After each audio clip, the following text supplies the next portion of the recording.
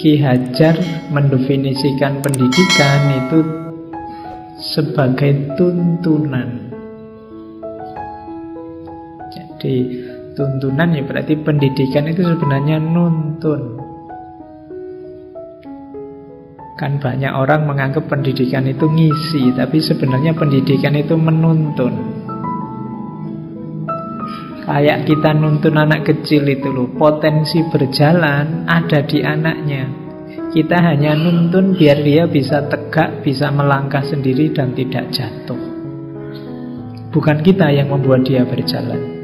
Dia sebenarnya sudah punya potensi, sudah punya kemampuan untuk jalan. Kita hanya ngawal, makanya istilahnya nuntun.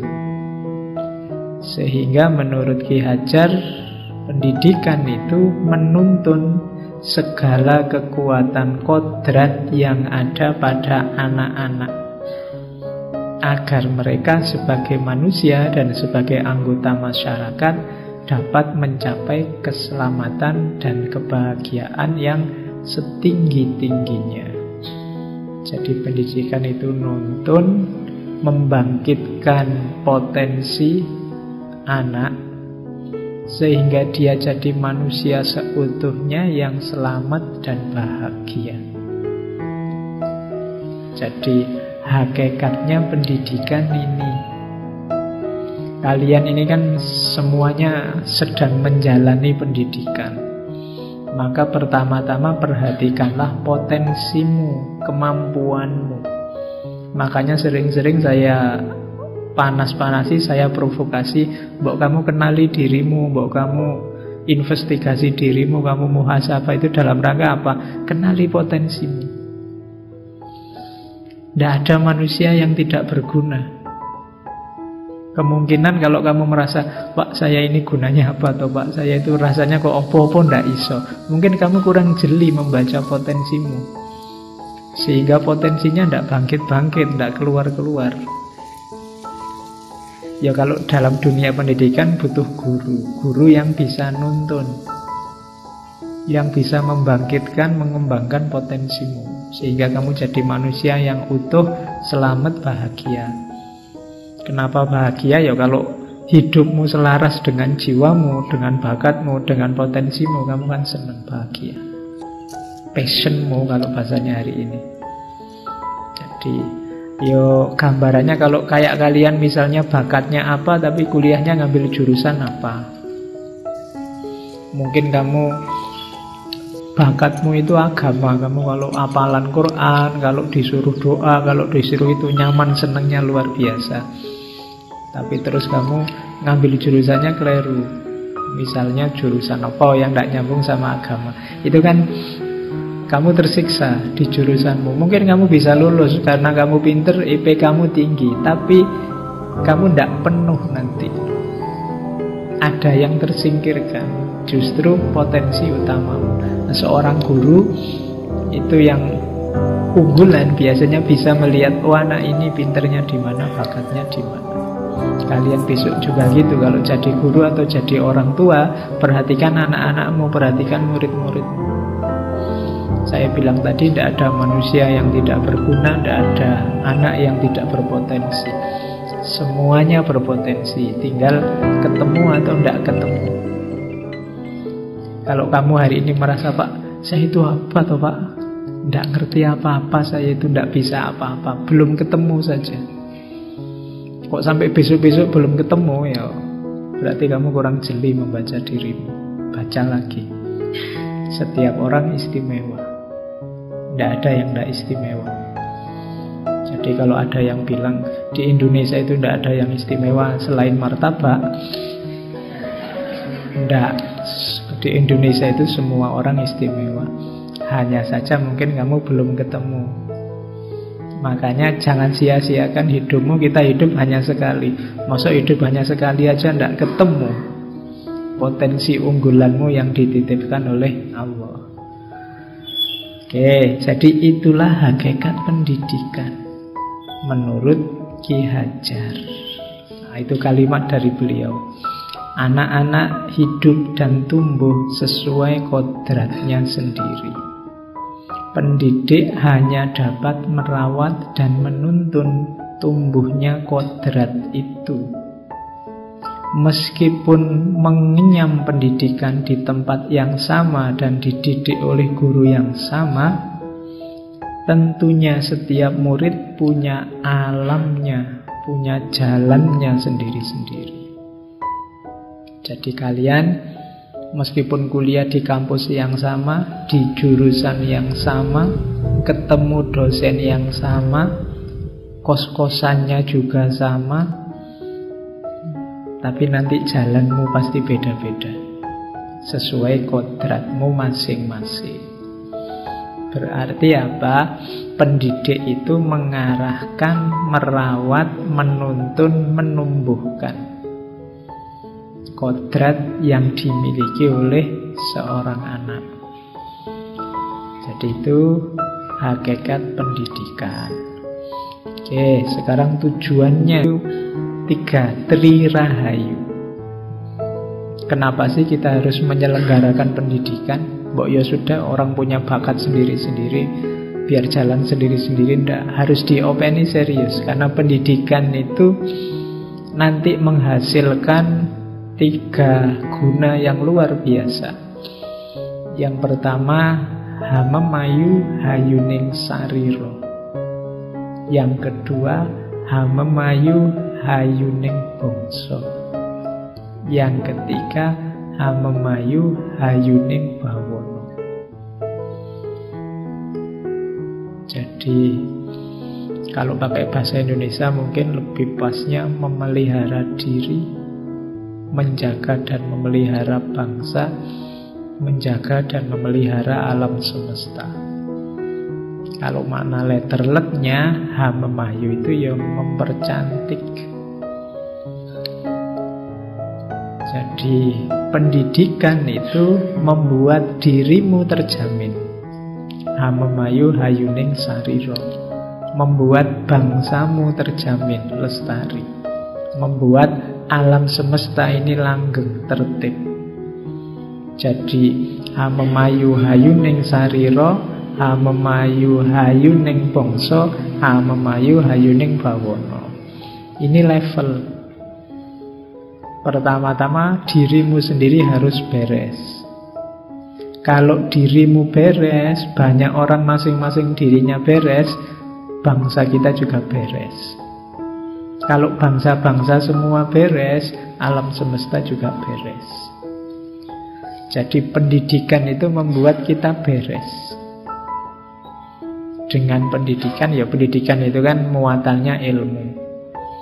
Dengan ilmu kan segalanya bisa berkualitas, bisa meningkat.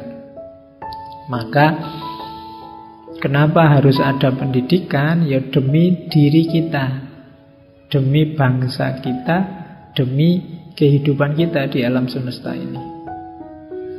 Jadi pendidikan adalah kuncinya peradaban. Kalau kita ingin maju, ya pendidikan jalannya. Kalau kita ingin sukses, ya pendidikan. Kalau kita ingin bahagia, ya pendidikan. Kalau kita ingin hidup nyaman, ya pendidikan. Jadi tidak boleh kita menyepelekan pendidikan. Karena kuncinya hidup ternyata adanya di pendidikan. Jadi menurut Ki Hajar, pendidikan berguna untuk hamemayu hayuning sariro. Dirimu itu indah, maka lestarikan keindahannya. Hamemayu hayuning bangsa. Bangsa kita itu indah, maka kita lestarikan keindahannya. Hamemayu hayuning bawana. Alam semesta ini indah, kita lestarikan, kita percantik lagi keindahannya. Jalannya apa? Pendidikan. Oke, ini filosofi dari Ki Hajar Dewantara. Terus dasarnya apa? Oh, ini populer sekali. Dulu kamu SD, topimu kan ada tulisannya itu. Ini dari Ki Hajar Dewantara yang jadi semboyan dunia pendidikan di Indonesia. Jadi pendidikan itu dasarnya 3, namanya triloka. Kita yang ada di dunia pendidikan, perhatikan ini, khususnya para pendidik. Ing ngarsa sum tulodo, ing madya mangun karsa, tutwuri handayani. Wis apal kita. Jadi kalau kalian berposisi di depan, harus memberi contoh. Public figure harus memberi contoh. Kalian punya anak buah, harus memberi contoh. Jadi yang ada di depan harus memberi contoh. Berarti kalian harus jadi yang baik, jadi teladan. Ada kelebihan apapun yang kalian miliki di antara temanmu, di antara lingkunganmu, berarti kalian sedang ing ngarsa. Tugasmu apa? Sum tulodo. Kalian dilihat orang, kalian diikuti orang, maka beri contoh yang baik. Jadi ini kamu ingat-ingat besok kalau kalian jadi apapun, punya jabatan apapun, berarti kalian sedang ing ngarsa, kalian sedang di depan. Berarti tugasmu apa? Sum tulodo. Berilah contoh yang baik. Ya kayak saya ini kan sedang di depan, kalian lihat saya semua, itu ya mau ndak mau saya harus sum tulodo, memberi contoh. Kalau boleh saya nggak pakai baju resmi gini, sarungan wae, kaosan kelekaran mungkin santai ya. Ini ya ndak enak. Kenapa? Kalian nyontoh aku nanti. Jadi harus sum tulodo. Kamu di depan adikmu di rumah juga harus sum tulodo, karena kamu ada kelebihan di depan adikmu, kamu di depan dia. Oke. Nah, yang kedua, ing madya. Ing madya itu di tengah jalan, di tengah-tengah posisinya, sedang bareng-bareng. Yang dilakukan apa? Mangun karsa, membangun kreativitas. Jadi kalau kalian ada di tengah berarti berposisi sedang bersama, sejajar dengan yang lain. Kamu sama temanmu di kelas itu kan sedang bersama, sedang bareng-bareng. Yang harus kamu lakukan apa? Mangun karso, kreatiflah. Bikin inisiatif-inisiatif, lahirkan hal-hal yang baru, yang produktif. Itu namanya ing madya mangun karso. Ketika kalian ikut ngaji ini, sesama yang ikut ngaji kan ini bareng-bareng. Ya bikin inisiatif-inisiatif bersama. Kamu kok duduknya di situ dapat sendenan terus misalnya. Gimana caranya biar kita bisa giliran dapat sendenan misalnya. Nah, itu kreativitas di tengah-tengah. Kuncinya kemajuan itu kan ada di tengah-tengah. Ketika orang membangun kreativitas. Jadi kalau kalian sedang di tengah medan perjuangan, kreatiflah. Kalian bersama-sama temanmu senasib seperjuangan, kreatiflah. Yang terakhir, ini yang dijadikan semboyan. Tutwuri handayani. Ini untuk para pendidik khususnya, perhatikan tutwuri handayani ini. Tadi saya bilang pendidikan itu nuntun. Berarti apa? Mengikuti anak didik. Nuntun itu kan di belakang mesti. Paling tidak di samping tapi kan agak ke belakang. Nek nuntun di depan itu namanya nyeret. Ya, nuntun itu pasti di belakangnya. Kayak adikmu yang baru bisa jalan, itu kan kamu nuntun, kamu pegang tangannya dua, kamu ajak berdiri, dia jalan di depanmu bukan di belakangmu. Kalau di belakangmu nanti kamu nyeret adikmu. Nah, itu namanya tutwuri. Mendidik itu momong, tutwuri. Yang dilakukan apa kalau kalian sedang di belakang? Handayani.